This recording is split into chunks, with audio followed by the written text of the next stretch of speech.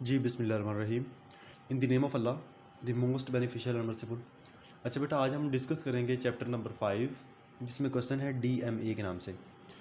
ये हमें क्वेश्चन क्यों पढ़ाया जा रहा है, पेपर के लिहाज से इम्पॉर्टेंट है या नहीं है, अगर पेपर में इसमें से क्वेश्चन आता है तो क्या आ सकता है मैक्सिमम।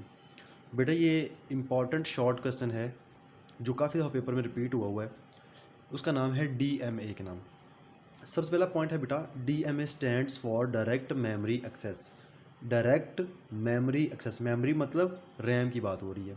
जब CPU रैम से डाटा फेच करता है या उसको रिस्पॉन्ड करता है, तो अगर वो डायरेक्ट मेमोरी को एक्सेस कर रहा है तो वहाँ पर ये कॉन्सेप्ट जो है इम्प्लीमेंट होता है।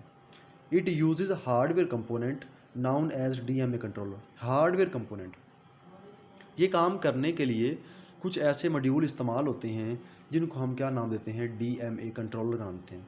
अब वो हार्डवेयर कौन से हो सकते हैं बेटा, जब आपकी मेमोरी को एक्सेस किया जा रहा है, वो जो मेमोरी है बेसिकली वो भी फिजिकल आपको नज़र आ रही है, वो भी एक हार्डवेयर कंपोनेंट है। इस तरह आगे हमने लिखा main memory and IO devices without CPU। IO device का मतलब होता है इनपुट आउटपुट डिवाइसेस, I से इनपुट, O से आउटपुट। CPU को इस्तेमाल किए बगैर जब मेन मेमोरी इनपुट आउटपुट डिवाइसों से कनेक्ट होती है तो वहाँ पे ये कॉन्सेप्ट जो है इम्प्लीमेंट होता है। अब CPU का आपको पता है, हमने क्लास में डिस्कस किया हुआ है कि जितना भी काम होता है कंप्यूटर में वो सारा का सारा CPU के साथ मिल के कॉम्बिनेशन के साथ हो रहा होता है। लेकिन यहाँ पे अगर CPU का यूज़ किए बगैर, मैंने विदाउट का वर्ड लिखा है, जिसका मतलब ये होता है कि यहाँ पे CPU का इस्तेमाल नहीं हो रहा होता। थर्ड पॉइंट है बेटा, the processor issues command IO devices when data required. जब CPU को डाटा रिक्वायर्ड होता है तो वो एक सिग्नल जनरेट करता है, एक सिग्नल बनाता है। वो सिग्नल किसके पास जाता है, इनपुट आउटपुट डिवाइसों के पास जाता है। अब इनपुट आउटपुट डिवाइस क्या हैं, लाइक माउस है, कीबोर्ड है, प्रिंटर, स्कैनर या फैक्स मशीन। आपने जितनी भी चीज़ें अटैच की हुई हैं कंप्यूटर सिस्टम के साथ, उनमें कुछ इनपुट होती हैं और कुछ आउटपुट होती हैं। वो जो कमांड सिग्नल जनरेट किया जाता है वो फिर देखा जाता है कि वो इनपुट डिवाइसों के रेलिवेंट है या आउटपुट डिवाइसों के रेलिवेंट है। नेक्स्ट हमारे पास है data transfer between main memory and IO devices also issues command signal when data complete. जब डाटा जो है कंप्लीट हो जाता है, ट्रांसफ़र हो जाता है, तो देन वो एक सिग्नल जनरेट करता है जिसका मतलब होता है कि हमारा डाटा कंप्लीट हो चुका है, ऑपरेशन मुकम्मल हो चुका है। इसके कुछ डिसएडवांटेज भी हैं और कुछ एडवांटेज भी हैं।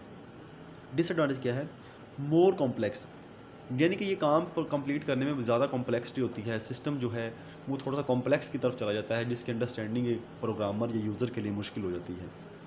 It also required more hardware, यानी चीज़ों को अटैच करने की ज़रूरत पड़ जाती है। ये काम करवाने के लिए एक्स्ट्रा आपको हार्डवेयर लगाने पड़ेंगे जो आपको परचेज़ करने पड़ेंगे। जब परचेज़ करने पड़ेंगे तो कॉस्ट बढ़ेगी। इसका एडवांटेज क्या है, it increase overall speed because CPU does not wait. CPU को इंतज़ार नहीं करना पड़ता, वेट नहीं करना पड़ता रैम से, वो आप उसको डायरेक्ट डाटा मिल जाता है। क्योंकि यह देखें यहाँ पे हमने लफ्ज़ लिखा था विदाउट का, CPU को इस्तेमाल किए बगैर। जब CPU इस्तेमाल नहीं होगा तो डेफिनेटली उसकी स्पीड क्या होगी, बढ़ जाएगी, वो अपना काम करता रहेगा, उसे वेट नहीं करना पड़ेगा। नेक्स्ट क्वेश्चन है बेटा, data transfer from CPU to memory, explain its steps. हमने स्टेप्स बताने हैं। Data transfer from CPU to main memory by using address bus and data bus. हमने क्लास में दोनों डिस्कस की हुई हैं। डाटा बस क्या करती है, आपका डाटा जो है वो एक जगह से दूसरी जगह पे ट्रांसफ़र करवाती है। लाइक जिस तरह हम क्या करते हैं, कोई कोई लेटर पोस्ट करते हैं तो जो पोस्टमैन होता है वो उसको लेके जा रहा होता है, लेकिन उस इन्वेलप के अंदर क्या चीज़ हमने पोस्ट की उसे पता नहीं होता। इसी तरह जब हम कोई फ़ाइल किसी को सेंड करते हैं तो वो फ़ाइल के अंदर जो डाटा जा रहा होता है वो डाटा बस लेके जाती है, लेकिन उसे डाटे के बारे में इंफॉर्मेशन नहीं होती। नेक्स्ट हमने जिक्र किया था ड्रेस बस का। ड्रेस बस क्या करती है, एग्जैक्टली उस जगह पे, उस लोकेशन पे, उस सिस्टम जो उसने जहाँ पे अटैच किया हुआ है उसी सिस्टम तक डाटा पहुँचाने में आपकी हेल्प करती है। अब इसमें 3 चीज़ें इस्तेमाल होती हैं, एक CPU, एक रैम और एक इनपुट आउटपुट डिवाइस। यहाँ मैंने एरो बनाया है, इनपुट आउटपुट डिवाइस क्या हो रही है, वो अटैच हो रही है डाटा बस के पास, डाटा जा भी रहा है और डाटा वापस भी आ रहा है। और यही इनपुट आउटपुट डिवाइस किसके साथ कनेक्ट है, एड्रेस बस के साथ भी, क्योंकि एग्जैक्टली एड्रेस अगर कंप्लीट पता ही नहीं होगा तो डाटा कहाँ पे ट्रांसफ़र करना है या किस डिवाइस को ट्रांसफ़र करना है ये पता नहीं चलेगा। इसी तरह हमारी रैम जो है ये वो भी दोनों साइडों पे कनेक्ट है, डाटा ट्रांसफ़र होता रहता है जब तक कंप्यूटर ऑन होता है, डाटा ट्रांसफ़र होता रहता है।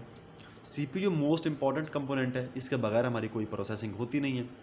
रैम से जब डाटा CPU के पास आता है तब, या काम कंप्लीट होने के बाद वो वेब वापस रिस्पॉन्स जब देता है, आंसर देता है, जो हमें रिजल्ट नज़र आते हैं स्क्रीन पे, वो सा डाटा क्या करता है, गिव बैक करता है।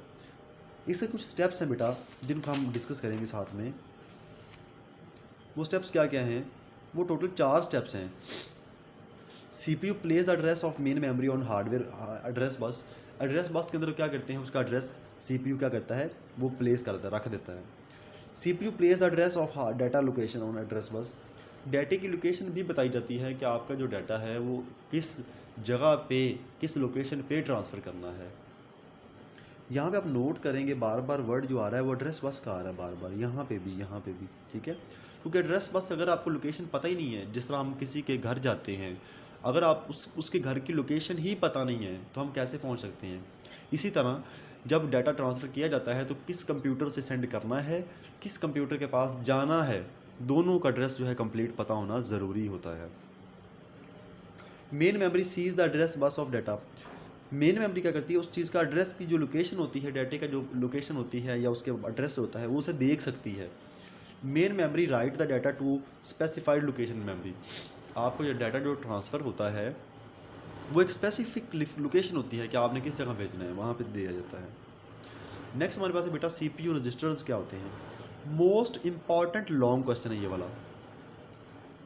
Register is a small high speed memory inside CPU। Basically registers क्या होते हैं, ये एक CPU के अंदर एक इनसाइड स्मॉल मेमोरी है। It is use to store data and instructions temporary. डाटे को टेम्परेरी तौर पे, इंस्ट्रक्शंस को टेम्परेरी तौर पे स्टोर करवाने के लिए हम इसे इस्तेमाल करते हैं। CPU contain number of registers, बहुत सारे इसके अंदर रजिस्टर्स इस्तेमाल होते हैं। It depend on CPU size. CPU का साइज़ के ऊपर डिपेंड करता है कि ये कितना साइज़ का है CPU। 1, 2, 4 and 8 bite. बाइट आपके ये 4 तरह की मेमोरीज इस्तेमाल की जाती हैं। 1 हो सकती है, 1 बाइट हो सकती है, 2 बाइट हो सकती है, 4 बाइट हो सकती है या 8 बाइट हो सकती है।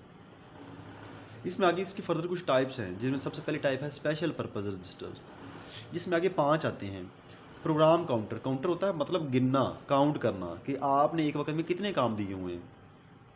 It use to store the address of the next instruction to be fetched for execution. It increase the program counter is incremented. जब आपने एक काम कंप्यूटर को दिया हुआ है, वो कर रहा है, उसने उसको अपने पास स्टोर कर लिया है, आपने एक काम और दे दिया, वो जो आपने एक और काम दिया है उसको भी वो काउंट कर लेगा। उस तरह नंबरिंग जो है वो बढ़ती जाती है, जिस तरह इसलिए लफ्ज़ मैंने लिखा इंक्रीमेंटेड। नेक्स्ट हमारे पास है बेटा instruction register. It is use to store the fetched instruction. It is use to decode the instruction. जो इंस्ट्रक्शन आपने कंप्यूटर को दी है, जो काम आपने दिया है, उसको डी कोड किया जाता है, यानी अंडरस्टैंड किया जाता है कि ये काम क्यों दिया गया है, इसमें क्या है। नेक्स्ट हमारे पास है बेटा memory address register. It is use to store memory address by using CPU। CPU इस वक्त किस इंस्ट्रक्शन पे काम कर रहा है और इसके बाद उसने किस इंस्ट्रक्शन पे काम करना है, इसकी लोकेशन जो है, इसके बारे में मेमोरी एड्रेस रजिस्टर को पता होता है। Memory buffer register. It is use to store coming from memory and going from memory. जो डाटा आप मेमोरी से CPU के पास जाता है या CPU से वापस मेन मेमोरी में आता है, इसका सारा जो नॉलेज होती है वो मेमोरी बफर रजिस्टर को होती है। नेक्स्ट हमारे पास है स्टैक पॉइंटर रजिस्टर। लीफो मैंने वर्ड बोला है, last in first out. L से लास्ट, I से इन, F से फर्स्ट और O से out. Last in first out. जैसे कि आप देखें, आपके पास जो है एक घर में अलमारी बनी हुई जिसमें किताबें रखी हुई हैं। आपने पहली किताब रखी, वो अलमारी के बिल्कुल नीचे चली गई, फिर आप रखते गए। जो सबसे एंड पे बुक रखेंगे वो सबसे ऊपर टॉप पे पड़ी होगी, सबसे पहले वो बाहर निकलेगी। लास्ट इन सबसे एंड पे रखी थी, फर्स्ट आउट पहले वो बाहर चली जाएगी। यहाँ पे ये कॉन्सेप्ट कंप्लीट होता है। मैंने डायग्राम बना के दिखाई छोटी सी। पहली इंस्ट्रक्शन आपने रखी, वो सबसे नीचे चलेगी, फिर आपने रखी, फिर उसके ऊपर आ गई, फिर उसके ऊपर आ गई। लेकिन इस तरह आप रखते जाएंगे, जो सबसे एंड पे रखेंगे वो सबसे ऊपर पड़ी होगी, यहाँ से पहले वो बाहर निकलेगी। इसे बोलते हैं लास्ट इन फर्स्ट आउट। बेटा आज का हमने इतना ही टॉपिक कंप्लीट करना है। नेक्स्ट इसका जो सेकंड पोर्शन इस क्वेश्चन का, इंशाल्लाह वो हम कंप्लीट करेंगे। Thank you so much for listening. अल्लाह हाफिज़।